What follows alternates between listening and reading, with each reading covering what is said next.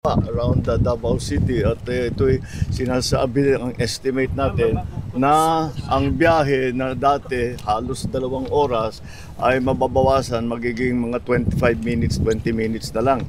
Kaya't malaking ginhawa, lalong-lalo na ay ngayon na magpapasko tayo. We will open the bridge on the 15th, December 15 gagawin na. Matatapos yung buong bypass by December 2027. Tapos na lahat ito all the way. Natulungan naman tayo ng ating mga Chinese na contractor dahil ang ganda ng technology nila kaya't napakabilis at marunong talaga sila magpatayo ng magandang tulay, magandang infrastructure na mabilis at nasa tamang gastos, nasa tamang presyo. Yun mga kababayan, nakakagulat po itong balita mismo ni BBM, naging pro-China. Pro-China na po itong si Marcos Jr. Nag-iyakan na po ang mga loyalista nga at mga kakamputa dyan. Nag-iyakan na po mga kababayan. Yan po ang ating pag-uusapan ngayon. At itong si Marcos Sandro or si Chares ay mukhang matindi po, matindi po. Hinanapan po siya kung saan nakita o saan po niya ginastos ang pera, no? Ang kanyang isiningit, ang insertion. Wala pong iba kung sino mga kababayan ang nagtanong sa kanya nito nung dumalo siya sa ICI. Abangan ninyo mga kababayan, magugulat po kayo. Bakit po mayroon nang naglakas ng loob para tanungin siya at ano ang kanyang sagot dito mga kababayan? Dahil napakayabang po nila, di ba? Handa silang sumagot. Tingnan natin kung handa ba talaga silang sumagot at nasagot pa talaga nila mga tanong. Mga kababayan, yan po lahat ang ating pag-uusapan sa araw na ito at reaction video. Maraming salamat po muna sa lahat ng walang sawang sumusubaybay sa ating channel. Hindi na po tayo patatagalin pa at hindi na po natin patatagalin pa ito. Diretso na po tayo kaagad dito mga kababayan. Thank you sa inyo lahat. So this is one of the 4 major projects that our legacy projects that we will be finishing in Davao and its environs. I'm congratulating the DPWH for their good attention to this matter, and lahat ng nagtrabaho rito, congratulations. Nakakahiya si BBM mga kababayan sapagkat ito hindi lang siya dito naging pro-China dahil pinupuri niya po ang China na napakalinis at maayos pong mabilis gumawa. Wala pong hukos-pokos, wala pong insertion, wala pong pagnanakaw, walang korupsyon. Ganyan po gumawa ang China. Ang malupit pa dito mga kababayan, sinabi niya, tulong lang po sa kanila. Pero ang totoo mga kababayan, ito, panoorin ninyo. Construction of the... We are happy to announce that the goodwill gesture of the People's Republic of China for committing to donate the 1.5 billion peso construction of the bridge. So there is another bridge coming. With that bridge, there's 1, 2, 3, 4, 5 bridges mula bang sa Davao River. So there will be 5 bridges, 1 bridge more. We are happy to... Yun mga kababayan, China pala ang may pagawa nito. Itong bridge na to, mga kababayan, China ang nagbigay po nito sa atin, hindi po si BBM, no mga kababayan. Ayon nga nito, no. Ito yung bagong Bukana Bridge na ngayon ay official nang binuksan, isang proyektong hindi galing sa national budget kundi regalo mula sa China. Marami ang natuwa at naggulat nang kumpirmahin ang tulay na ito sa Davao City ay hindi siningil sa Pilipinas.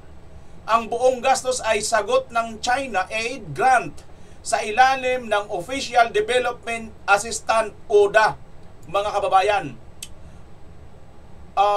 programa ng People's Republic of China na secure ang grant na ito noong panahon ni former President Rodrigo Roa Duterte. Kaya, ito, mga kababayan, yan po yan Yan yung bridge na yan. Okay, yan yung bridge na yan mga kababayan Yan yung bridge na yan, nasa na ba yun? Yan yung bridge na yan, okay?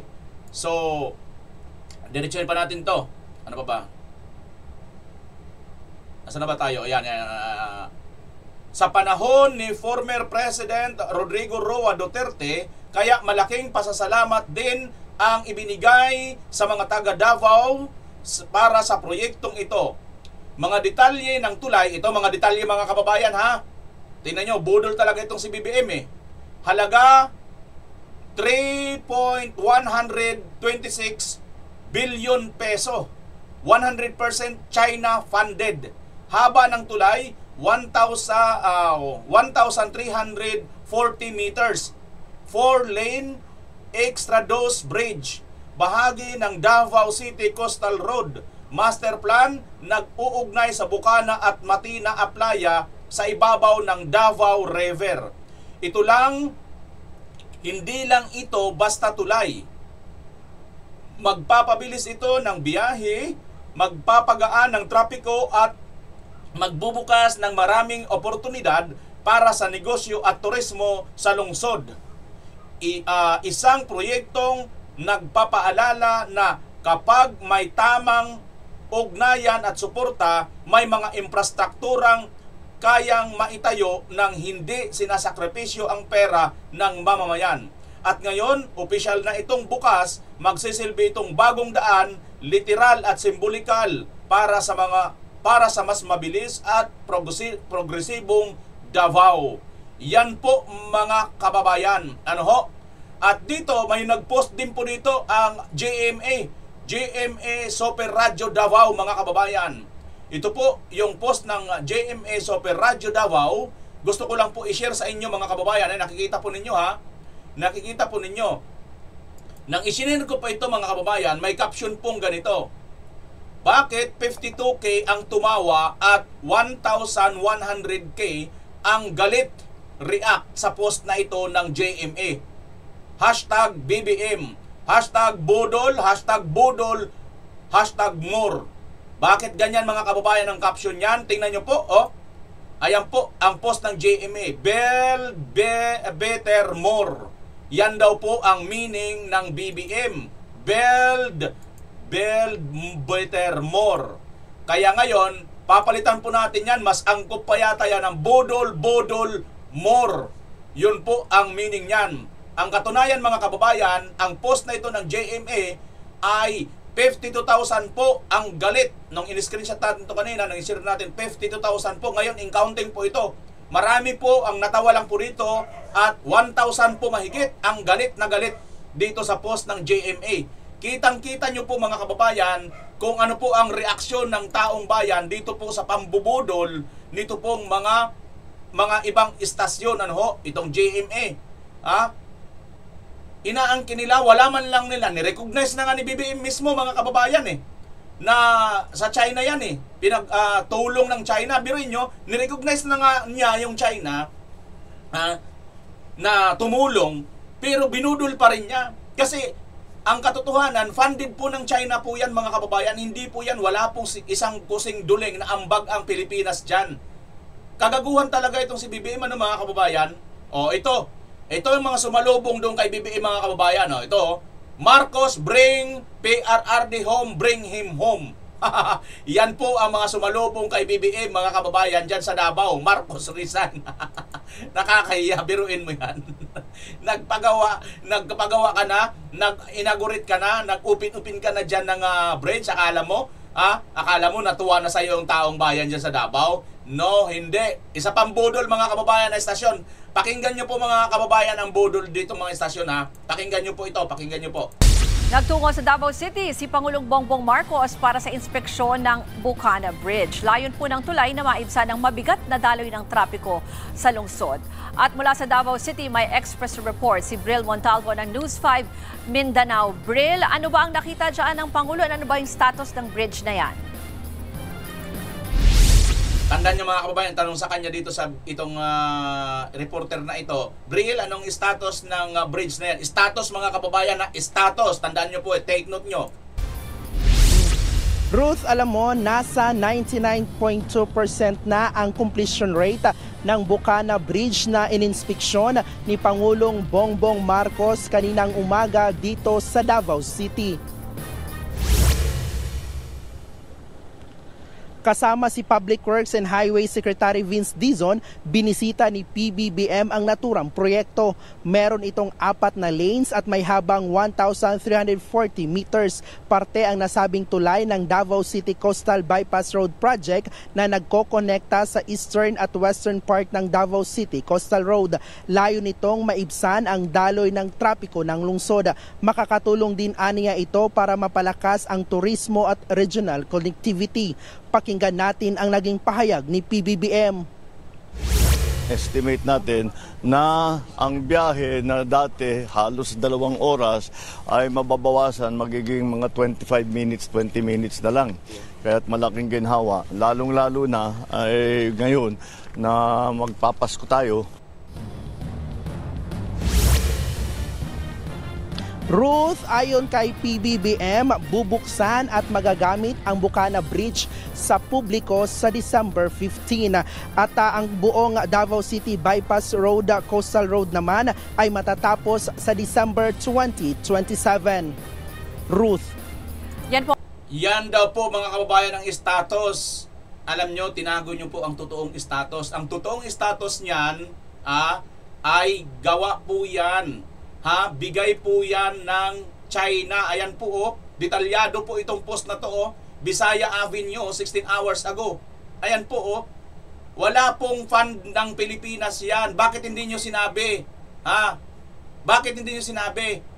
Ang totoong status nito ay pinagawa po ito ng Chinese, no? China po ang nagregalo dito sa Pilipinas. Dahil nga po sa maganda ang relasyon ng Pilipinas at ng China nung panahon ni Pangulong Duterte. Kaya nakakatanggap po tayo ng mga regalo nang hindi na po natin kailangang gumastos ng pera ng bayan. In the other hand, sa kabilang banda, dito naman sa panahon ni Marcos Jr., gumagastos na nga tayo, ninanakaw pa nitong mga talipandas na mga kongresista at mga politiko. Diba mga kababayan? Tapos, ito pang malupit. Nasaan na ang kanilang anti-China narrative? 2027. Tapos na lahat ito all the way. Natulungan naman tayo ng ating mga Chinese na contractor dahil ang ganda ng technology nila kaya't napakabilis. Ang ganda ng technology nila, natulungan po tayo ng mga Chinese contractor. Nasaan na mga anti-China narrative dyan? Iyak na kayo. Iyakan na lang ang inyong magagawa dito. Dahil si BBM, pro-China na pala. Akala ko ba galit na galit kayo sa China? Tanggalin niyo yung tulay! Ipadala niyo sa China! Mga bobo pala kayo eh. Di ba? Ang kapal talaga ng mukha mo, BBM. Tanggap-tanggap ka dyan. Ikaw pa mag- Ito malupit dito mga kababayan. Tandaan ninyo. Ito ngayon, inaugurate nila, no? Inaugurate nila ngayon dyan. Inaangkin ngayon ni BBM. Tapos, kunting credit lang sa China. Kasi hindi na talaga po pwede, no? May China talagang nakasulat, ayun, no? Tapos, ang picture, may picture pa nga ito, may larawan talaga, sa China talaga, oh. Nasaan na ba yan? Ayan, no? Ayan, no? Davao River, Bukana Bridge. Nasa China yung ang kanan na, picture, batawat. Philippines itong sa kaliwa. No? Mga kababayan. Tapos sa ilalim, may Chinese character. Pag hindi mo pa talaga yung in-acknowledge na hindi yung galing sa China, talagang baka ihian na tayo ng mga bilyon-bilyong Chinese dito. Baka hindi na oobra yung mga flood control mong mali-malitang basurang pera ang laman. Yan po, BBM, ang mangyayari sa'yo dyan. Ngayon, eto na. Nasaan na ang mga anti-China narrative? Magsalita naman kayo. Ang tahimik ninyo eh. Di ba? Si BBM na mismo nagsabi. Natulungan daw po. Pero hindi po tayo natulungan, kundi mismo China po ang nagpagawa niyan. Pera po ng China yan. At di ba galit na galit kayo sa China? Bakit tinanggap mo, BBM? Ito ang twist dito mga kababayan. Antayin natin. Naalala ninyo, yung tulay doon din sa parting Mindanao din. Hindi ko lang maano kung saan banda yun, sa Iligan ba yun, kung Dipulog ba yun, saan ba yung bandang tulay na yun mga kababayan. Natatandaan ninyo, di ba mayroong tulay na bagong-bago lang na inaugural noon ni BBM na kung tutuusin kay PRRD pa yun, di ba? Aba sila ngayon nagpabida-bida, project ni BBM, legacy ni BBM ito, ganda-ganda ng tulay, bukas, di ba? May ganun, di ba? And then after that, aba ang bilis pa lang nasira mga kababayan. Sinisi na kayo kay Duterte. Talaga naman ang mga sarap talaga pang sarap talaga kurutin sa singit eh. Kurutin kayo ul mo dyan eh. Di ba mga kababayan, ganyan po ang nangyayari dito. O dahil dyan, eto, hindi po nakapagtiis sa inis at galit ito pong mismong mga kababayan ng ni Tatay Digong. Dyan po, bukod pa po dito sa mga poster po na sumalubong sa kanyang ganyan. Ito po, pakinggan natin mismong legit na mga taga Davao mga kababayan, kung natuwa ba sila ng pambubudol na naman ni BBM dyan sa Davao at ng pagpunta ni BBM. Tingnan nga natin mga lehitimong taga Davao. Bukana Bridge, no? Now, unsa po yung reaction sa mga Davawin nyo? Pagbisita sa atong presidente. Sir, maing hapon, live ta sa DXDC. Ayan, ito po nga nagtatanong sa DXDC, nagtatanong po siya kung ano daw pong reaksyon ng pagbisita ni BBM ng mga taga Davao, no? Masulti ni mo, sir, sa pagbisita ni President BBM Garina diya sa Bukana Bridge? Wa gid siya delikadisa. Wala daw po siyang delikadesa mga kababayan. Si BBM ang tinutukoy ni Manong. Kana nga project dili man iyaha. Yung project na yan, hindi naman yan sa kanya. Tuloy tay. Ano ba sinasabi mo tay? Tagalogin ko tay ha kasi marami akong followers na hindi Bisaya. Siya ni tambong ana humana. Tama lang naman po siyang umaten nang tapos na. Wa gani say project na buhat ba? Wala naman daw po siyang project na nagawa pa. Pit na lang mahuman yung term. Okay. Malapit nang matapos ang kanyang term. Wala pa siyang nagagawa. Kay kini nga project ang Tatay Digong pa. Kung pa man sa una. Ipadayon lang na kay nahumana ang budget ana, nabayaran na daan. Unang gituloy-tuloy na pagtrabaho. Pero dili ginayang project na. Okay. Unsa pa imong Angkon lang siya, angkon lang sa dili iyahang trabaho. unsa Ayan, sabi ni Tatay, panahon pa ni Tatay Digong yan at si Tatay Digong pang nagpagawa niyan, no? Inangkin lang ni Marcos Jr. At tama lang siyang pumunta diyan. Sain mo kang BBM? Wala gi siya pulos, sako alam. BBM, ang mensahe sa iyo ni Manong, wala ka daw kwenta, walay pulos. Ay pulos nga presidente. Walang kwentang presidente. Okay. Salamat, sir. Salamat, sir. Di ka ba way pulos nga president. Ikaw, sir. Unsay masulti nimo, sir, nga nibisita man si President BBM for inspection lagi daw sa maong proyekto diya sa may Bukana Bridge. Sa imong tanaw, okay lang ba nga siya may presidente? Pero ang kana nga proyekto, sir, panahon pa na ni Tatay Digong. Mga kung istorya na wala tama ginang wala gyud sa delikadisa kay kana nga project sa panahon pa naman na ni Tatay Digong no. Yan. Yung masasabi daw po ni Manong uli, no, isang naman tinanong tungkol dito sa Bukana Bridge, napakawalang delikadesa talaga ni Marcos Jr. ni BBM kasi kay Tatay Digong pa project sa panahon pa niya yan. So karon nga nahuman na siya na ang nag-represent nga nagkating ribbon kana humana pero dili gyud na iyaha. Yon. Ngayong tapos na, siya na po ang nagrepresenta para magkating ng ribbon. Pero hindi ito talaga sa kanya. Kapal talaga ng mukha ni BBM, mga angkin talaga, budol, no? Former president pa na nga project. Ato pa murabag ka nang walay delikadisa. Wala gyud delikadisa. Kay magangkom siya kung dili iyang pan. Okay. Wala daw talagang delikadesa dahil umaangkin siya ng wala, hindi talaga sa kanya. O, kita nyo na mga kababayan? Salamat, sir, sa reaction ha. Diri daw si sir daw. Dili. Ikaw, sir, para ni mo, sir, okay lang ba itong gihimo ni President BBM nga yanda siya sa kwan sa may Bukana Bridge para daw pag-inspeksyon. Sa imong tanaw, okay lang ba? Unya ka na nga proyekto kay Tatay Digong pa ba? Tatay Digong na. Wala siya labot diha. Wa sa mga konding. Wa may malipay sa mga tao dire. Mas man siya. Dili siya welcome di sa Davao. Mora na akong kasulti siya. Say nimo kang BBM. Ang BBM nagpakita man siya ganina. Ayon na nagbalik dire. Wa man ka di man gyapon ka welcome dire. Digong no na pwede pa.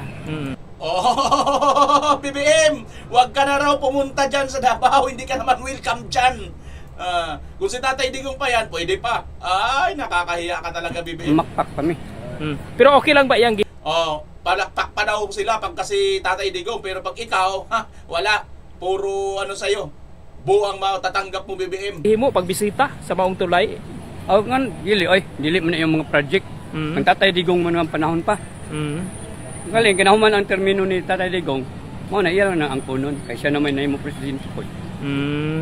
Okay. Salamat kayo, sir. O to. Kisa ba? Sir, may hapon. Live ka sa DXDC. Kita nyo mga kababayan, paro-parehas po mga taga Davao ito ha. Sinasabi nila, inaangkin mo lang talaga BBM. Kapoy. Okay lang ba pangayuan takagamay lang reaction pagbisita ni BBM ganina dito sa Bukana Bridge? Agdiri siya sa Rizal Park, gilabay ko sa durian. Pag dyan ka daw sa Rizal Park nagpunta BBM, babatuhin ka ng durian. Ako, masakit yun. Malaki pa naman ang durian, matinik-tinik mga kababayan. Yun ang sabi ni Tatang ha. Oo, diri po siya sa Rizal Park di bisita, labay ko sa durian, dali kay dito man. Nya, wa pa mo mahibulong paglanding sa chopper Duterte man ang isyagit? Oh, mas dali pa gani ko. Sigit mo katawag Duterte kay wa man siya luna ning Davao. Wa gyud. Kita nyo mga kababayan, pagdating daw ni BBM, ang sinisigaw ng taong bayan, Duterte pa rin. Nakakahiya talaga ang presidente. Ako kay BBM, hindi na lang ako pupunta eh. No, total, hindi rin naman ako nagpagawa nito eh. Alam niyo mga kababayan, sinyalis siguro talaga ito na si BBM totoong bangag talaga, no? Sa bagay, sinabi na ni Tatay Digong at saka ni Senator Aimee, ito talaga siya. Kasi nga, hindi ka na nakakaramdam ng hiya ba? Oo, hindi ka na nakakaramdam ng kahiyan. Kasi kung normal ka talagang tao, hindi ka gumagamit ng droga, mahihiya ka talaga, di ba? Dahil unang-una, wala ka namang ambag, pero pupunta ka. Hilo na, sila tanan nga mga sakop ni Marcos. Kuhay luna ni Davao. Unya, angkon sila ilan ng project, hindi pa na ilang project. Funded by China ba na? Okay. Oo. Kita nyo, alam ng mga taga Davao, no? Wala kayong karapatan, why luna? Lahat ng mga opisyalis ni BBM, wala kayong karapatan, no? Angkin-angkin kayo. Hindi nyo naman yan project. China nga ang nagbigay niyan. China may nagaso ana. Diin ba ni si Digong nagkwarta na sa giko na kay China mang pandin siya. Nya angkon niya nga iya. Unsa kay say mong tanong unsa kay purpose niya nga ni bisita siya ganina? Atik-atik lang. Mura na atik-atik. Pambubudol lang pala ang pagbisita daw ayon dito kay Manong. Budol-budol lang talaga, no? Kaya bumisita. Kapalan lang ng mukha dahil nga naka-illegal pulburon eh. Unsay mensahe nimo kang BBM, President? Untang sa isang suyop. Hinto ka daw ng suyok, BBM, sabi ni Manong. Ano masasabi mo? Huwag ka na pumunta, hindi ka welcome sa Davao. Suyok mga kababayan, alam niyo yung suyok? Singhot ng pulburon. Magtigil-tigil ka na daw BBM, sabi ni Manong. Untang na siya sa suyop kay kami na pod. Europe naman niya. Ay, magtigil ka na daw sa pag-sip-sip kay kami na naman. Inubos mo na daw. Pero ang kinsa kaha ang dapat nga mo cutting of ribbon dia kanang Dapat si Inday Sara. Dapat si Inday Sara. Dapat si Inday Sara. Dili kay siya. Kaya wa sila kalabot-labot ya sa gamay. Gi-start ang trabaho ana, wa pa sila mang kampanya sa una kasi hindi ko pa presidente ato. Kita mismo taga Davao suwito tang pagsugod og kanong sa nagisugdan. Na kuan pa na 2018 gisugdan na. Unsa kay purpose ni BBM gawas? Ang kuno lang yun niya. Ang kuno. Wa man siya project, bagang kuno lang siya. Kita nyo mga kababayan, ito ay 2018 pa po. Alam na mga taga Davao. Siyempre mga taga Davao yan eh. Pero sinasabi ni BBM, ito pang pamumudol niya, 2022 daw. Tapos hanggang ngayon 2025 na tapos. Ang galing talaga mambudol ni BBM. Napaka-perfect talaga, no? Pero wala eh, BBM eh. Daming tao nagsasalita eh, mismong taga doon eh. Na 2018 pa yan, huwag mo nang budulin. Tigil-tigilin mo na. Tanang project in Davao iya. Maka project sila mga parian ni Kaligon dire. Ang ila dito tinambalos-los mga ilang trabaho to sa ila. Okay. You know, nariltok ka na naman ni Tatay. Hindi kayo nakaka-project ng katulad nito. Dahil ang project ninyo, mga tambalos na project, yun nga, yung mga flood control corruption. Sir, gawas, base na pa kayo mensahe kay BBM? Magundang na lang sa suyop, kami na po. Hindi ka basta-basta. Okay. Binabay! Magtingil ka na daw BBM sa pagsuyop. Bahala ka dyan kung ano ibig sabihin ni Manong doon sa pagtitigil mo ng suyop. Mga kababayan, suyop. Alam niyo na suyop. Singhot daw po ng singhot daw po ng bahas. Lugtungan niyo na. Kayo nang bahala diyan mga kababayan. Lipat naman po tayo dito kay dito kay Charis mga kababayan. Ito po ang nangyari kay Charis Ito po ang nangyari kay Charis Singson. Ito mayroon dito akong nakita na sinabi si Singson Ito yung thumbnails niyan mga kababayan Singson, saan mo ginamit ang insertion? Charis, saan mo daw ginamit ang insertion mo? Pakipaliwanag nga yan, Charis. Charis, nasaan ka na Charis? Sandali Charis Sandali mga kababayan. Ito si Charis, pagpaliwanagin natin.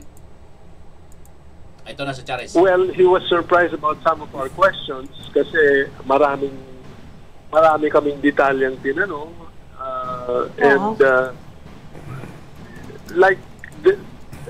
There are many projects in this district, but not in the scale of the insertions that were asserted to by Saldico. Nowhere near those numbers. That's why I had to dig deeper. Tinanong ko sa kanya, baka naman may mga ibang agencies na nag-insert sa distrito nyo other than insertions sa DPWH. As he had only the information of DPWH for this afternoon. So, I don't know kung may mga, kasi maaaring may mga state college doon, may hospital doon, may airport. So, baka may ibang naglagay doon sa distrito na hindi DPWH. Kaya baka malaki nga, but as far as DPWH, the numbers do not show the numbers that Saldico was asserting or saying, one-third lang of the numbers, Si Sandro Marcos, may binigay bang dokumento? Kasi yung kinikwento nyo sa amin na sinabi sa inyo, I don't think hindi naman kailangan. Meron 5 kahon. Yung mga NEP at saka submissions ng mga barangay na proving to us that ito yung mga hiningi sa akin. Other than this, all the others were already insertions. But sa akin ang mas importante, okay na, may insertion. Anong ginawa mo dun sa insertion? Yun! Saan mo ginamit? Nabantayan ba yun? Yun mga kababayan, saan mo ginamit ang insertion? Mga kababayan, teka. Baka naman mga kababayan nasagot yan. Baka naman ipinakita niya sa publiko kung saan niya na ginamit ito mga kababayan. Tingnan natin isa pang news Malupit yung tanong na yun mga kababayan, saan mo ginamit ang insertion? Nasagot kaya ito ni Charis mga kababayan? Panoorin nga natin itong isang balita. Magandang hapon, Jed. Pumayag ba si Congressman Marcos na i-live stream ang kanyang pagharap sa komisyon? Pumayag nga ba si Sandro Marcos na i-live stream mga kababayan? Dahil may tanong sa kanya, ito nga pong si Singson, saan mo ginamit ang insertion? Panoorin natin mga kababayan kung pumayag nga ba siya. Dahil mayabang po ito na nagsabi na haharap daw po siya dyan nga po sa ICI para isiwalat ang kanyang nalalaman dito sa mga korupsyon. Panoorin natin mga kababayan, ito mismo si Charis Pipinko.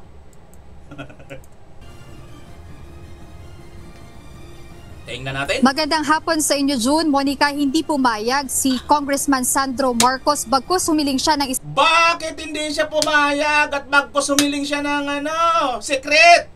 Isang executive session sa kanyang pagharap dito ngayong hapon sa tanggapan ng Independent Commission for Infrastructure o ICI.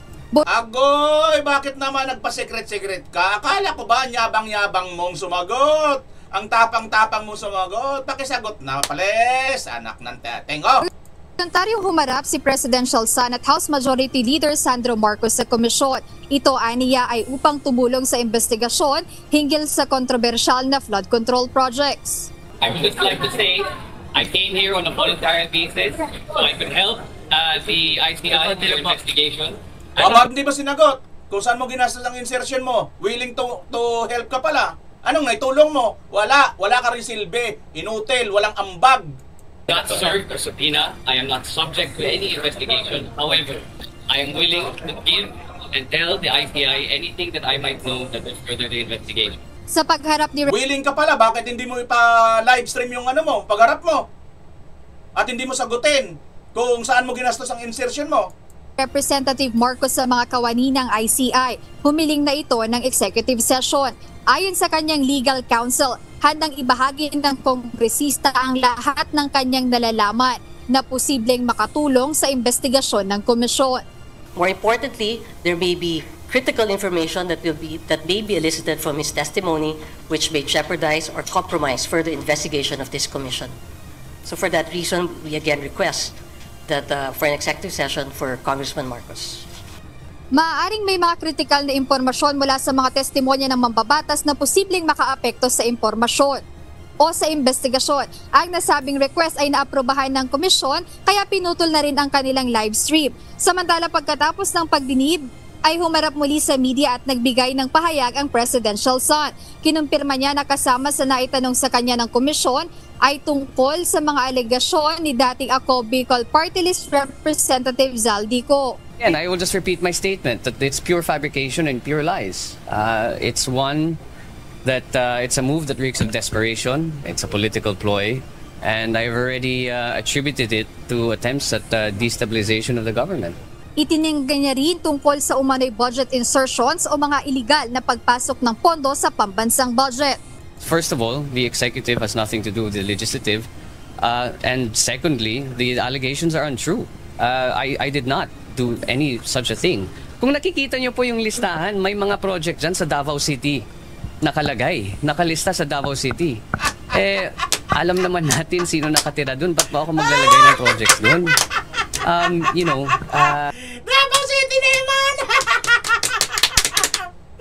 Yun nga yung pinagtataka namin eh. Ikaw ang congressman, mayroon kang ano sa Davao. Congressman ka sa Norte, mayroon ka sa Davao. Ha? Paano ka nakarating doon? At hindi lang yon, hindi lang sa Davao, sa ibang parte ng Luzon, ibang parte ng Visayas. Bakit mayroon ka? At saka tinatanong ka nga ni Singson, bakit saan mo ginastos ang insertion mo? Yun ang sagutin mo, ba't di mo masagot? Sana naman pag-aralan nila ng mabuti. But in any case, it's really not worth it. It's like I said, it's just an attempt.